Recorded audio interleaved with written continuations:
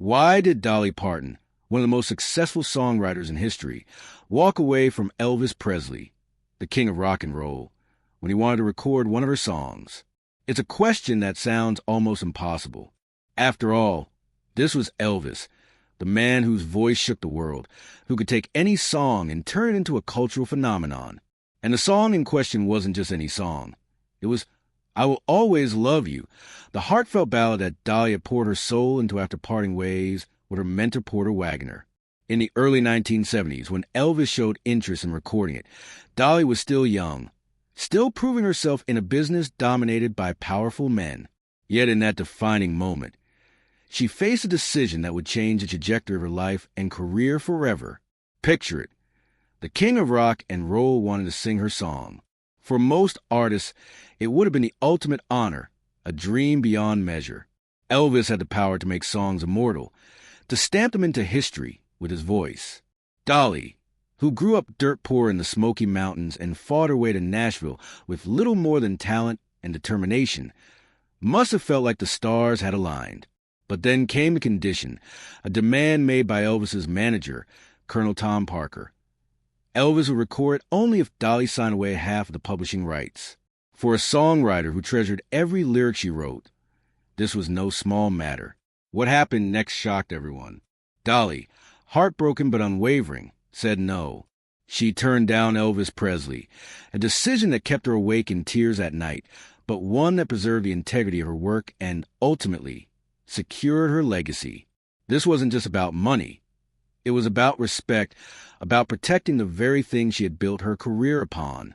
At 79, Dolly Parton looks back on that moment with both regret and pride. She speaks openly now about the emotions tied to it, the admiration she had for Elvis, the sorrow of not hearing him sing her song, and the relief that she held on to the rights that would later bring her unimaginable success. This story isn't just about a missed duet. It's about two legends, two lives that almost intersected in one perfect moment.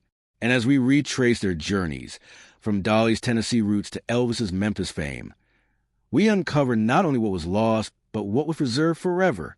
Dolly Rebecca Parton was born on January 19, 1946, in a one-room cabin on the banks of the Little Pigeon River in Sevier County, Tennessee. She was the fourth of 12 children, part of a large family that knew the struggles of poverty all too well. Her father, Robert Lee Parton, worked as a sharecropper and construction laborer, while her mother, Avi Lee, devoted herself to raising the children and keeping the family together through hard times. Money was scarce, and Dolly often joked that her family was dirt poor, but she also described her childhood as rich in love, faith, and the values that would later shape her music. Growing up in the Smoky Mountains, she absorbed the sound of Appalachian folk tunes, mountain ballads, and gospel hymns, all of which would leave their mark on her songwriting style. From an early age, Dolly's gift for music was unmistakable.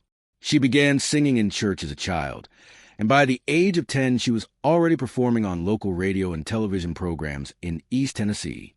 Her uncle Bill Owens, himself a musician, recognized her potential and became one of her earliest champions. With his encouragement, Dolly started writing her own songs, often inspired by the struggles and joys of her family life. Music became more than just a pastime.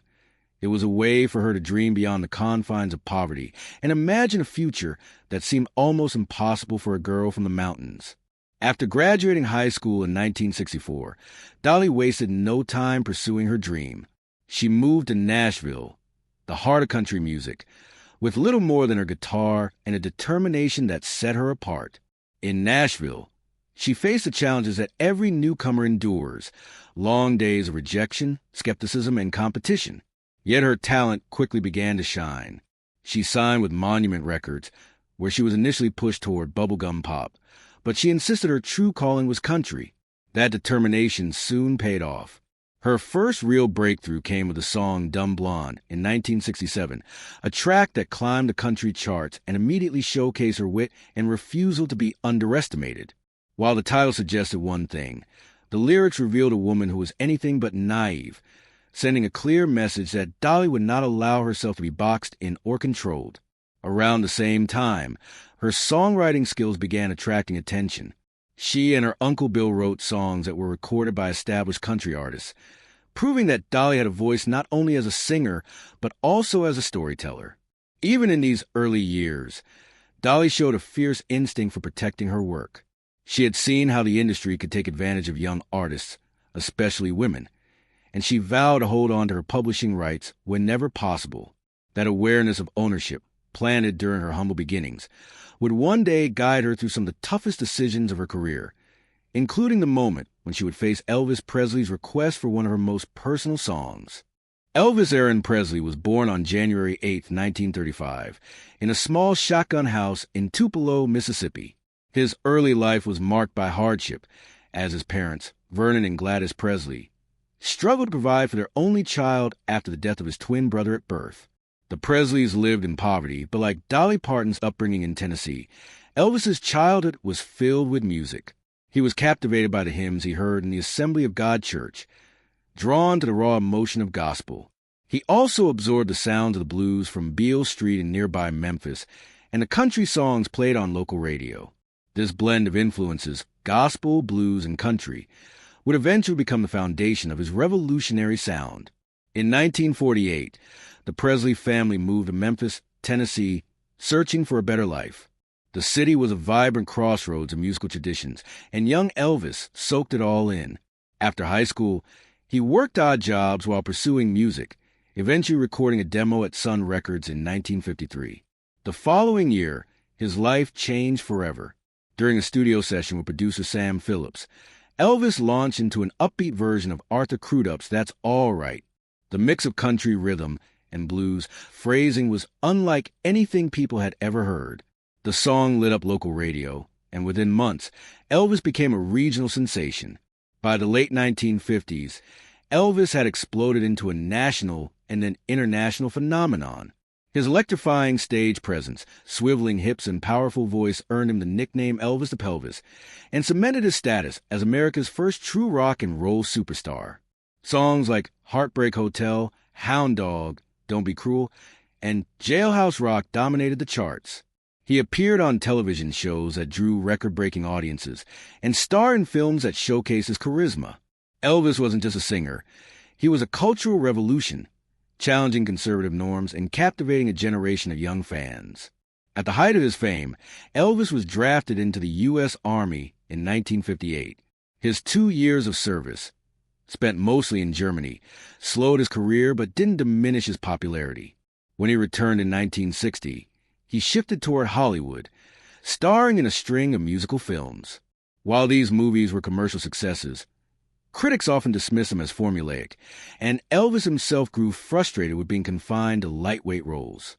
Still, the films and their soundtracks kept his name at the top of the entertainment world throughout the 1960s. By the early 1970s, Elvis remained an icon, but behind the glitz of Las Vegas residencies and sold-out concerts, his personal struggles were mounting. Health problems, weight gain, and dependence on prescription medications began to take their toll. Yet his voice still carried the same magic, and fans continued to flock to see him perform. For Dolly Parton, a rising star in Nashville during this period, Elvis was still the king. When he expressed interest in one of her songs, it wasn't just another request. It was a chance to join her story with his, even if only for a moment. By the early 1970s, Dolly Parton had firmly established herself in Nashville, but her career was closely tied to one man, Porter Wagoner. Wagoner, already a star with a syndicated television show, had given Dolly her big break in 1967 when he invited her to join his program as his girl singer. For years, the two performed together, recording duets and touring as a team.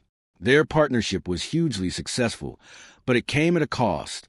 Dolly was increasingly viewed as Wagoner's sidekick rather than an artist in her own right, and her ambition to build an independent career kept growing stronger.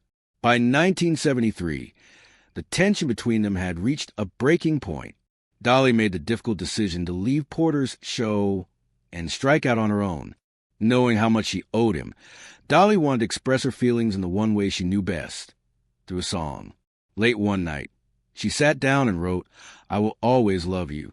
Contrary to what many believed at the time, it wasn't a romantic ballad. Instead, It was a heartfelt farewell, a thank you wrapped in melody. She wrote with tenderness and honesty, acknowledging the bond they had shared while making it clear that she needed to move on. The lyrics carried both love and independence, sorrow and strength. It was her way of saying goodbye without bitterness. When Dolly first played the song for Porter, he reportedly broke down in tears. Despite their disagreements, he recognized the beauty of the song and the truth in its message. For Dolly, it was more than just a farewell. It was her declaration of artistic freedom. She wasn't abandoning her past, but she was stepping into her future. In 1974, I Will Always Love You was released as a single, and it quickly rose to the top of the country charts, reaching #1 on Billboard Hot Country Songs. The song's success proved that Dolly could stand on her own without Porter by her side. It wasn't just a hit, it was a statement. Fans connected with the sincerity of the lyrics, many interpreting it through their own experiences of love and loss. The universal message of bittersweet parting allowed the song to resonate far beyond the confines of country music. This breakthrough cemented Dolly as more than just a performer. She was a master storyteller, capable of turning her personal struggles into songs that touched millions. I Will Always Love You became a defining track of her career, one she would revisit multiple times over the decades. At its heart, it was about gratitude, independence, and the courage to move forward. For Dolly, it was a song that symbolized both the end of one chapter and the beginning of another, and it set the stage for one of the most unforgettable encounters in her career, the moment when Elvis Presley came calling. When I Will Always Love You climbed to the top of the country charts in 1974, it caught the attention of artists far beyond Nashville. Among those who noticed was none other than Elvis Presley, the king of rock and roll himself. For Dolly Parton, who had grown up idolizing Elvis from her little cabin in Tennessee, the idea that he wanted to record her song was nothing short of a dream come true. She had listened to his music as a young girl, drawn in by his voice that seemed to carry every shade of love, longing, and heartbreak. The thought of Elvis singing her words felt like destiny. Elvis's interest came through his manager, the notorious Colonel Tom Parker. Known for his sharp business instincts and often ruthless control of Elvis's career, Parker reached out with what seemed like life-changing news. Elvis wanted to record I Will Always Love You. Dolly's heart soared. She imagined his deep, soulful voice wrapping around the melody, turning her song into something timeless. For a songwriter who had spent years fighting for recognition, this was validation on the highest level. But then came the catch. Colonel Parker had a standing rule. If Elvis recorded a song, the publishing rights would be split down the middle. This meant that Dolly would have to sign away half of her ownership of I Will Always Love You. For many songwriters, the trade-off might have been worth it. Elvis's voice almost guaranteed a song's immortality, and the prestige of having him record your work could eclipse any financial loss. But for Dolly, the decision cut much deeper. Songwriting wasn't just a profession. It was her lifeline, her legacy. Every lyric she wrote was born from her struggles, her experiences, her truth. Publishing rights meant more than royalties. They meant control over her art, the ability to decide how her songs were used and remembered. Giving up half of that, even to Elvis, felt like surrendering a piece of herself. She agonized over the decision, torn between the honor of hearing the king sing her song and the instinct to protect what she had built. In the end, Dolly stood her ground. She refused a deal, telling Parker that she simply couldn't give away half of her song. She later recalled her reasoning in simple but powerful words. I just couldn't give away my songs. That's my legacy. That legacy, she knew, would outlast fame, outlast fortune, and even outlast the regret of saying no to Elvis Presley. The weight of the choice was almost unbearable. Dolly admitted she cried all night after turning them down, devastated by the thought that she had lost her one chance to have Elvis Presley sing her song. Yet deep down, she also knew she had made the right decision. Protecting her songwriting catalog was a principle she would never compromise, no matter how tempting the offer. This moment became a turning point in Dolly's career, a story she has told with both pride and sorrow. On one hand, it remains one of her greatest heartbreaks that the world never got to hear Elvis's rendition of I Will Always Love You. On the other hand, It proved her strength and foresight. By standing firm, she preserved the song's future, ensuring it would remain wholly hers. That painful night in the 1970s would later become the reason Dolly secured not just her independence, but one of the most lucrative and defining moments of her entire career. Elvis Presley never recorded "I Will Always Love You" after Dolly Parton turned down Colonel Tom Parker's demand for half of the publishing rights. The opportunity evaporated. For Dolly, the decision was heartbreaking. She had grown up idolizing Elvis, and the thought of hearing his voice on her most personal song had filled her with excitement. To walk away from that chance felt like tearing out a piece of her own dream. She later admitted that she cried all night after saying no, grieving the moment that could have been. To many people around her, it might have seemed like a mistake, passing up the king of rock and roll. But Dolly understood something even more important. The only way she could protect her future was to protect her songs. In the short term, it was devastating. Dolly was still carving out her identity as a solo artist after leaving Porter Wagoner's shadow, and having Elvis record one of her songs could have catapulted her name into another stratosphere. Yet instead of regret, she relied on faith and foresight. Dolly had always believed her songs were her true legacy, and this moment was proof of just how much she valued ownership. While others might have seen only the loss, she was quietly preserving her independence, creative, financial, and personal. That decision would prove to be one of the most important of her career. In 1992, nearly 2 decades after Elvis's request, Whitney Houston recorded "I Will Always Love You" for the soundtrack of the film The Bodyguard. Her soaring rendition transformed the song into a global phenomenon, topping charts in more than a dozen countries and becoming one of the best-selling singles of all time. The single sold millions, and with Dolly owning the publishing rights, the royalties poured directly to her. That one song brought her an estimated $10 million in the first year alone and continues to generate income decades later. Dolly often reflects on this twist of fate with both relief and amazement. She has said many times that if she had given away half the rights to Elvis, she would never have seen the financial windfall that Whitney's version brought her. More than the money, though, it confirmed that her instincts had been right all along. By holding firm in that moment of heartbreak, she secured her place not just as performer, but as one of the smartest and most respected songwriters in the music industry. The aftermath of saying no to Elvis was bittersweet. Dolly lost a chance to hear one of her idols sing her song, but she gained something even greater: the freedom to control her own legacy. "I Will Always Love You" would go on to become the song that defined her career, a timeless anthem of farewell that carried her voice, her story, and her courage across generations. It's impossible not to imagine what Elvis Presley's version of "I Will Always Love You" might have sounded like. His voice, rich with emotion and capable of moving effortlessly between tenderness and power, could have transformed the song into yet another classic in his legendary catalog. Fans picture him slowing the verses to a whisper, building into the soaring chorus, his signature vibrato carrying Dolly's lyrics into something hauntingly unforgettable. For Dolly herself, that thought has lingered for decades. The knowledge that one of the greatest singers of all time wanted to interpret her words, only for business demands to silence the possibility.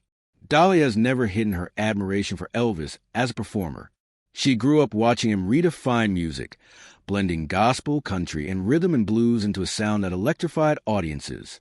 His stage presence, his charisma, and his raw ability to connect with people inspired her, just as it inspired countless musicians around the world. For a songwriter like Dolly, the chance to have him record her song would have been the highest validation. That is why the decision to walk away hurt so deeply. It wasn't just about money. It was about turning down a dream. Even so, Dolly often speaks of that moment with a dual perspective. It remains one of her greatest regrets and one of her greatest victories. The regret is obvious. She never got to hear Elvis's interpretation of a song that came straight from her heart. She has described how much she loved him and how honored she felt when he showed interest. But alongside that regret is immense pride. Saying no to Colonel Parker's demand proved that Dolly wasn't willing to sacrifice her artistic control, not even for Elvis. It was a decision that set her apart in an industry where artists, especially women, were often pressured to compromise. The incident also highlights the broader challenges women faced in the music world during the 1970s. The business was dominated by male executives, producers, and managers who controlled not only the careers but often the creative output of female artists. Dolly's insistence on owning her publishing and protecting her catalog was unusual at the time, and it required remarkable courage. Turning down Elvis wasn't just a personal decision. It was a statement of principle. It showed that she valued her work enough to risk losing what seemed like the opportunity of a lifetime. Looking back, the what-ifs remain tantalizing. The world lost what could have been a breathtaking rendition by Elvis Presley, but it gained a powerful story of artistic integrity. Dolly managed to hold on to her independence at a time when very few women in the industry had that power.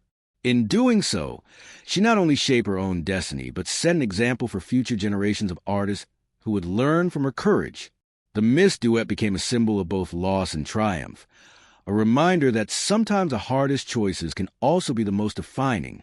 I Will Always Love You is one of those rare songs that refuses to belong to a single moment or a single artist.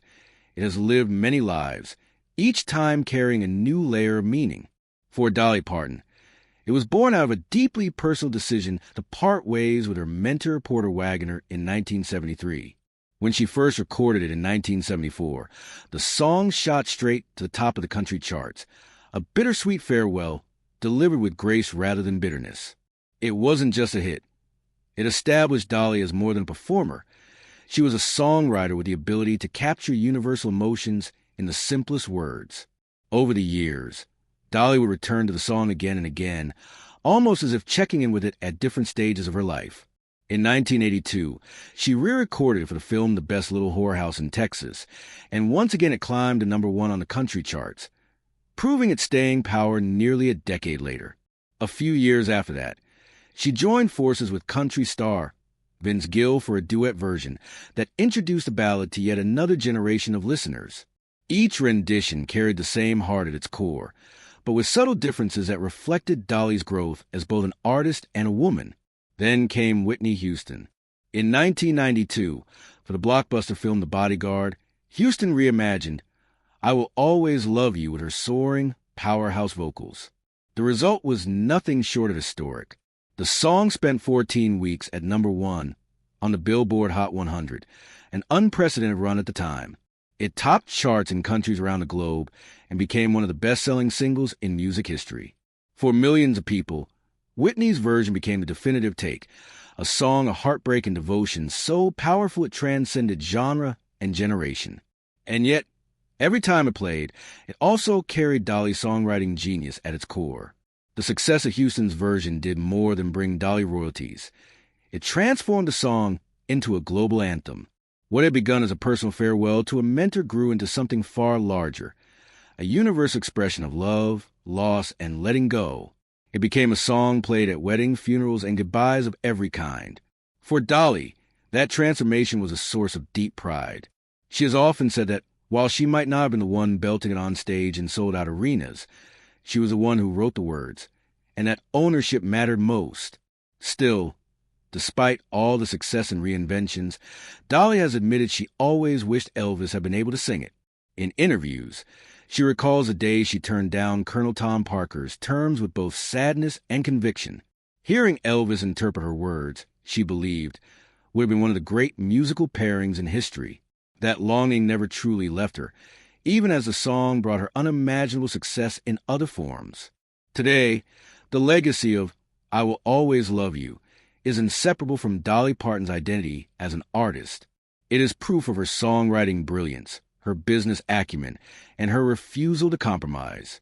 The song became her shield and her crown, protecting her independence and elevating her legacy. While Whitney Houston gave it global wings, and while Elvis Presley's voice will always linger in the realm of what if, it remains Dolly's creation, one that continues to define not only her career, but also the power of music itself to endure, evolve, and inspire. At 79, Dolly Parton stands as one of the most enduring icons in music and culture, a woman who has managed to balance fame, business, philanthropy, and authenticity for more than 6 decades. Her story is no longer just about country hits or glittering rhinestones. It's about the empire she built and the wisdom she continues to share with the world. Today, Dolly is still active in almost every corner of the entertainment industry. Her Dollywood theme park remains one of Tennessee's biggest attractions, employing thousands and drawing millions of visitors each year. Her imagination library has given away more than 200 million free books to children around the world, making her as much a champion for literacy as she is for music. And musically, she's still as bold as ever. In 2023, she released Rockstar, a record that saw her collaborate with legends from Paul McCartney to Stevie Nicks, proving that reinvention has no age limit. In 2025, she is set to launch a Las Vegas residency, further proof that her star has never dimmed. When Dolly reflects on her long career, the story of Elvis Presley and I Will Always Love You inevitably surfaces.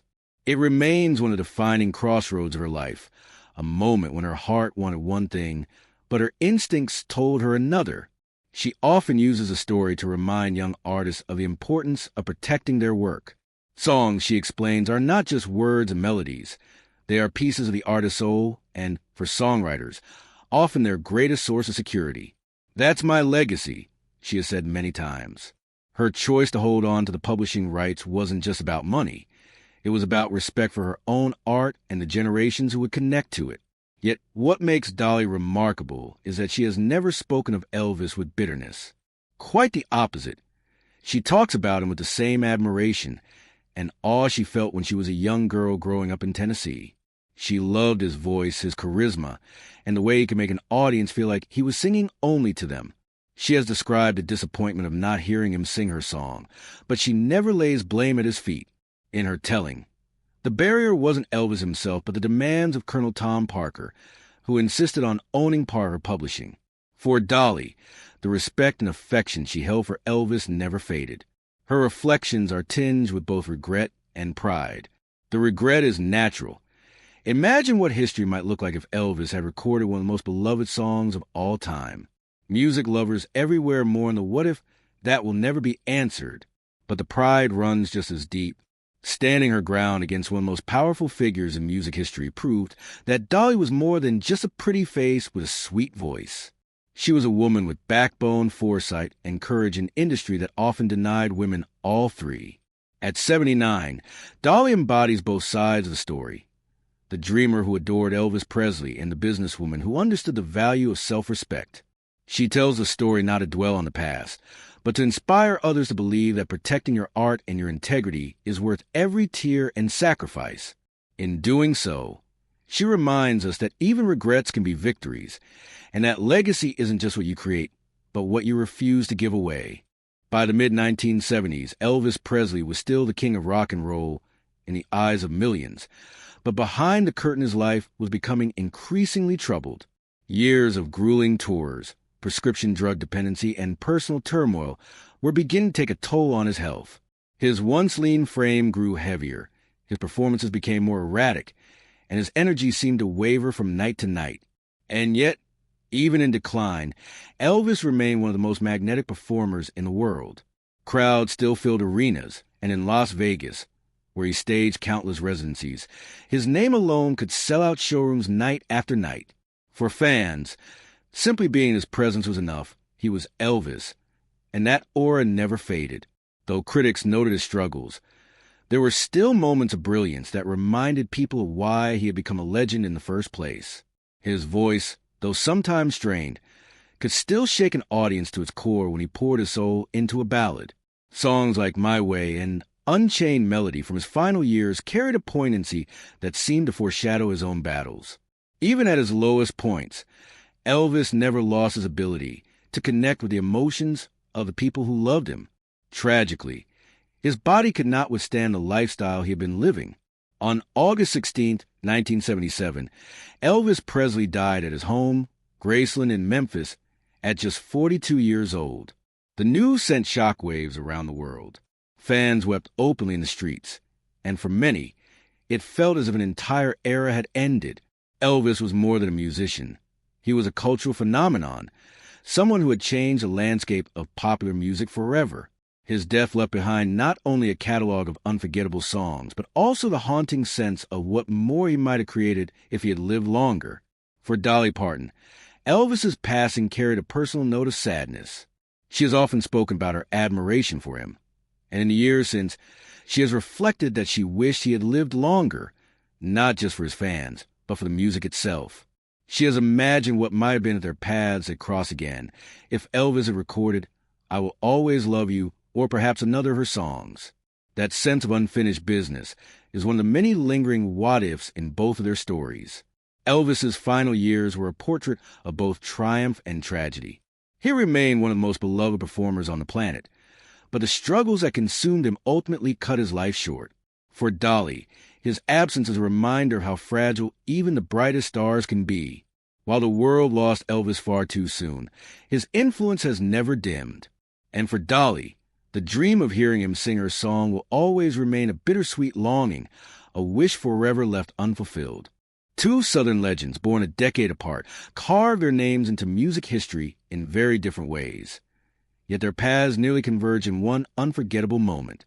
Dolly Parton, raised in the Smoky Mountains of Tennessee, built her career on a foundation of songwriting brilliance, determination, and self-belief.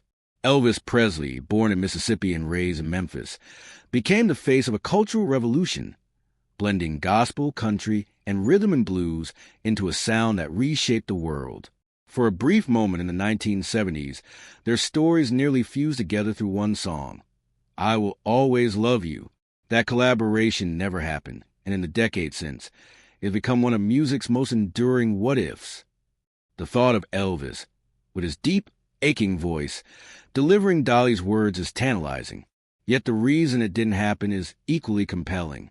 Dolly, standing firm against Colonel Tom Parker's demand for half of the publishing rights, chose ownership over opportunity. It was a heartbreaking decision, one that left her in tears, but it also preserved her independence and changed the course of her career forever. The irony is powerful.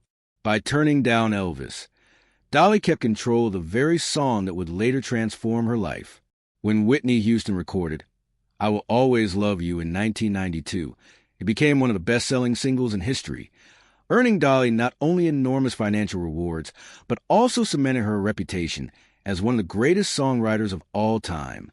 That outcome would have been impossible had she surrendered half her rights to Elvis's team. What once felt like a loss turned into a victory of unimaginable scale. Yet even today, Dolly speaks of Elvis with affection rather than bitterness. At 79, she recalls the encounter not as a tale of betrayal, but as one of respect for herself, for her art, and for the king of rock and roll.